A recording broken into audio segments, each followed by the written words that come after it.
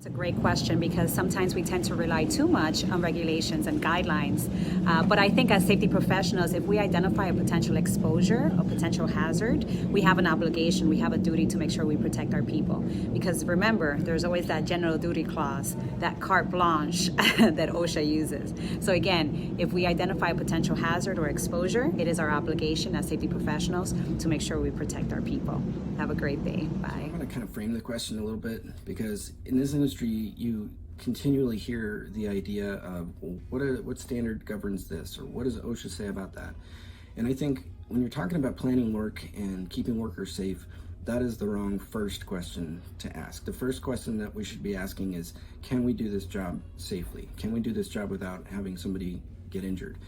And once you get past that, then you can get into the research and see whether we're compliant with the regulation. But the point is that just because you're compliant doesn't necessarily make you safe. So for me, the way that you keep people safe, if there is no regulation, is by approaching it just like I said. Can we do this safely with what we have today? And sometimes the answer may be no, sometimes the answer may be yes, but you'll have gone through that thought process and made a plan, mapped it out, and giving your people the best opportunity for success. When there's no specific regulation about a safety concern or risk that you've identified in the workplace, I like to take that moment to do an in-the-moment, on-the-spot risk assessment with the worker that I've observed. So it's a great way to illustrate that there's not always policy or there's not always a regulation to address every single thing that we'll encounter on the work site. So I take the moment to have a quick teachable moment. So the key to safety is learning. The key to learning is communication.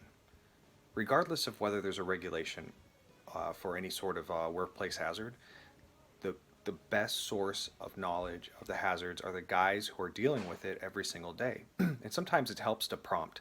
Just ask the question, hey, what is the most hazardous thing about what you're doing here? And you can get a good conversation started that way. But communication is key, because those are the guys on the front lines are the ones who know the hazards the most. Not the safety guys, not the managers, not the supervisors, always the guys on the front lines. So the key is to extract that information and to prime them to think about safety and then to communicate it to you. When there's not a safety regulation in place for a particular thing that's happening, if it's something that's life critical or something that's IDLH or something along those lines, then I like to correct it in the best way that I can in that particular moment. But if it's something that's just a regulation thing that we might need one, but we don't necessarily have one, then I'm going to reach out to other safety professionals through LinkedIn or other avenues to try to find out if they have something like that in place. And if so, what's working with it, what's not working with it, and then move from there.